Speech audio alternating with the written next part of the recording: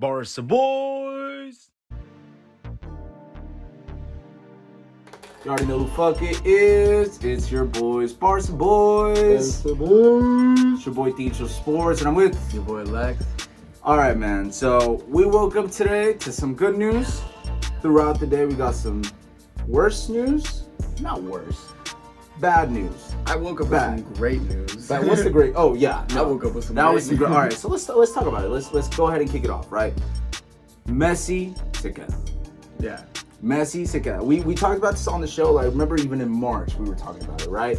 So again, this is all speculation, but reports are saying that Messi's dad, Jorge Messi. Thank God for Jorge Messi, by the way, Fact, dude. bro. Thank God he didn't pull out. Freaking coach, agent, Everything. papa, you name Everything. it, bro. So Jorge Messi has been meeting with Laporta. Laporta offered him a deal for about 2 years, in which Messi has the opportunity to go play in the MLS after, and then conclude his career either in Argentina or coming back to Barcelona, some form in the board. Maybe not a coach. I don't see him as a coach. I don't see him as a coach either. But maybe not even bored, dude. Something with the club. associated with Barcelona. Something with you know how like Ronaldinho's like a global sponsor and he just like travels around and like people love him.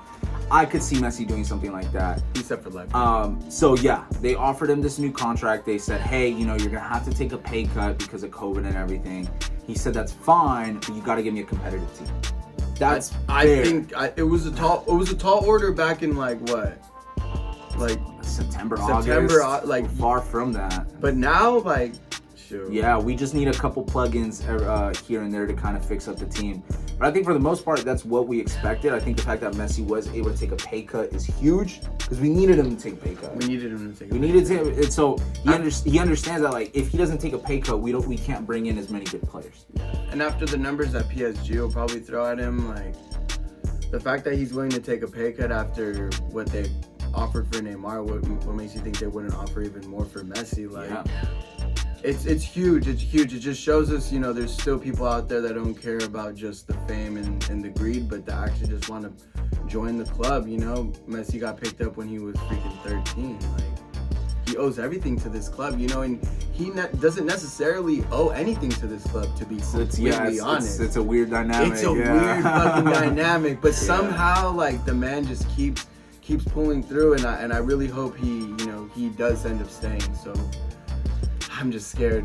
Yeah, I think PSG has like suddenly turned into like a bad situation if you think about it, because Neymar hasn't resigned, and Neymar has said, "Hey, I'm going wherever Messi's going," and that's super frightening. Right. So we that's something we feels like every fucking summer, dude. Now that I think so there's a Neymar episode with Barca Boyz. And shoot, stay tuned. Stay tuned because it's coming. But what I'm saying is like now things make a little bit more sense when you start looking at it like this. Messi's willing to take a pay cut because Laporta's sweet talking his ear in a sense, saying, "Hey, this player could come. Yeah. Hey, this player could come."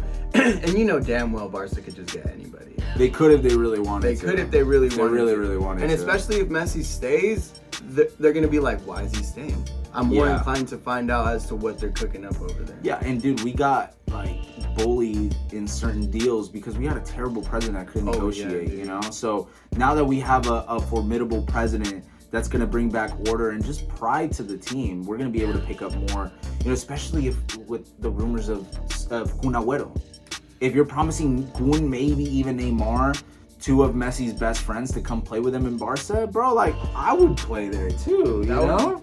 Some trios like that don't sound like, I feel like they sound appealing to me, but not necessarily like you think of like MSN. Suarez has to be there. Why can't Aguero can't join in and be his own thing? You know what though? I think for us going forward, we need to get away from that idea of MSN. I think MSN was so beautiful that it like conditioned us. It's always gonna be there though. It is, but like that's why you there. have to leave it in the past. Because after that, think about it. We became so obsessed with MSN that as soon as Neymar left, we weren't looking for a left winger. We weren't looking for another player for Barca.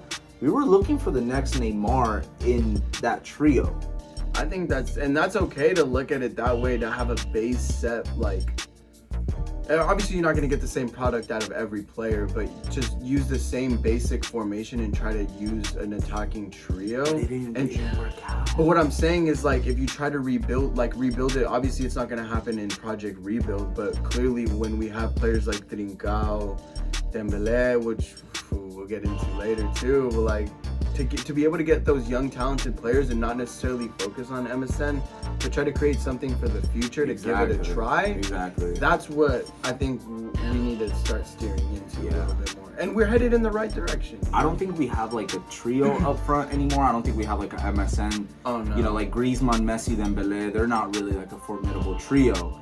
But in that same sense, I like what we have because we have players that we can plug in different places to do certain roles and to do certain jobs. So I think that that's the difference between, because I think with MSN, especially like the first year or two after Neymar, we were still in that sense of like, okay, it's the midfielders and defenders, and then there's MSN at the front. And that's the dynamic that like the media really gives you, is they just focus on the trio MSN. Right. When it's like you had players like Iniesta banging in goals ever so often, you had Dani Alves banging in goals ever so often. Like that's the thing. Like I don't think the players themselves saw it as MSN at all. Right. And to be honest, looking at from the outside in, you may think that they saw, oh, it was just the trio doing all the magic, and I want to be a part of that trio.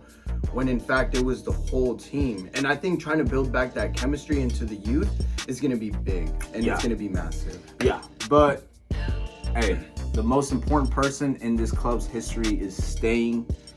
Reports are saying so far, and I believe the reports. I mean, I think the reports make sense. I think you and I have been pretty confident. I think now within the new year that it could be a possibility. I think if you would have asked us this in September, we would have been like, fuck no. Honestly, like, he's leaving. Yeah, like, I understood completely why he wanted to leave last year. I understood completely if he wanted to leave in the winter. Yeah. I completely left that door open, but I'm glad that he didn't, because, you know, through every rough patch, there's something beautiful, like, at the end of the tunnel. Yeah, know? and we wouldn't have been able to turn around this league as much as we have without him. And it's not like there's anything. It's not even like we're reaching the end of the tunnel, but it's more like we're starting to see more light in this group. Yeah, and I think the difference with that like shock that Messi gave us last year is now all of a sudden like we realize that we have to create a team around him. It's not just like him and whatever other pieces we can kind of like Andre Gomes and Paulinho next to him, you know?